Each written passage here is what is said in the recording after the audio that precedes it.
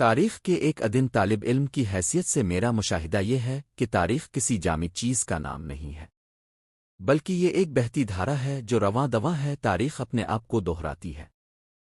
اس تناظر میں عہد حاضر میں ماضی کے نامور شخصیتوں کی تلاش اہل دانش کا شیوا ہے، ایسے عظیم جنگجوؤں اور جانبازوں کی زندگیوں کے اوراق سے پردہ کشائی کرنا جنہوں نے تاریخ پر انمٹ نشان چھوڑے، جدید زمانے کو آئینہ دکھانے کے مصداق ہے۔ تاریخ پر کسی ایک شخص کی اجارہ داری قائم نہیں، بلکہ یہ تمام انسانوں کا مشترکہ سرمایہ ہے۔ تاریخ ذات پات، رنگ، نسل، عقائد، خیالات، احساسات سے ہٹ کرنے کی اور بدی کے درمیان ایک رشتہ خود بناتی ہے۔ میرے لیے خوشی کی بات ہے کہ میں نے اپنے علاقے ملاکنڈ ایجنسی میں برطانوی سامراج کی آمد اور یہاں پشتون قبائلی عوام کی برٹش سامراج کے ساتھ لڑائیوں کی تفصیل اپنی اس کتاب میں آپ کے سامنے پیش کی ہے، اور مجھے امید ہے کہ ہماری آنے والی نسلیں اس کتاب سے استفادہ حاصل کرے گی۔ اس کتاب کو لکھنے کا اصل مقصد اس عظیم جنگجو بہادر غازی جو تاریخ کے اوراق میں سر تو فقیر کے نام سے مشہور ہے اور انگریزوں نے اپنی تحریروں میں میڈ ملا کے نام سے یاد کیا کہ زندگی کی مکمل داستان اب سب کے سامنے پیش کرنا ہے۔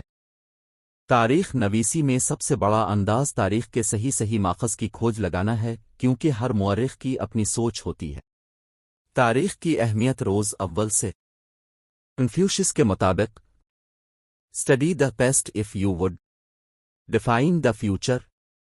ہر انسان اپنا ماضی جاننے کی کوشش کرتا ہے اور ایک سلسلے کی کڑیاں دوسرے سلسلے سے ملانے کی جستجو میں رہتا ہے۔ مایا انجیلو کے مطابق the more you know of your history, the more liberated you are۔ آج کی دنیا میں تاریخ کے مضمون کو دنیائے علوم کی ماں کا درجہ حاصل ہے۔ تاریخ کا سلسلہ نہ ختم ہونے والا ہے۔ آج کا مورخ جدید تاریخ لکھ رہا ہے جو آنے والی نسلوں کے لیے مشل راہ ہوگی۔ میری تاریخ کے حوالے سے یہ پہلی کتاب ہے جو اب کے ہاتھ میں ہے۔ ملاکنڈ ایجنسی کی تاریخ کے حوالے سے اور بھی بہت سے مورخین نے اپنے اپنے انداز میں کتابیں لکھی ہیں، لیکن میری کوشش ایک الگ انداز میں ہے۔ میں نے اپنی کتاب میں ملاکنڈ دیر سوات چترال میں پیش آنے والے حالات و واقعات کو پیش کرنے کے ساتھ ساتھ ان نایاب تصاویر کو بھی اپنے کتاب کا حصہ بنایا ہے جن کے ساتھ ہماری تاریخ وابستہ ہے۔ میں نے اس کتاب کو ترتیب دیتے وقت اس بات کا بھی خیال رکھا ہے کہ اس میں مشکل الفاظ سے گریز کیا جائے تاکہ تاریخ کے طلباء کو کسی قسم کی دشواری کا سامنا نہ کرنا پڑے۔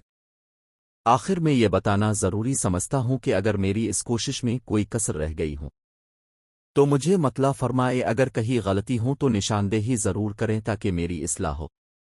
اور اس کے ساتھ ساتھ میں اپنے محترم دوستوں سکندر درمان علی خیل، علی نواز مدی خیل، سردار خان شانگلہ، محمد شرین سوا بریکوٹ، فضل زمان علمان، اعجاز الحق اعجاز اور شہباز محمد کا شکر گزار ہوں جنہوں نے اس کتاب کی لکھنے میں میری حوصلہ افزائی اور رہنمائی کی۔ امجد علی عثمان خیل ولد مک منہاج الدین۔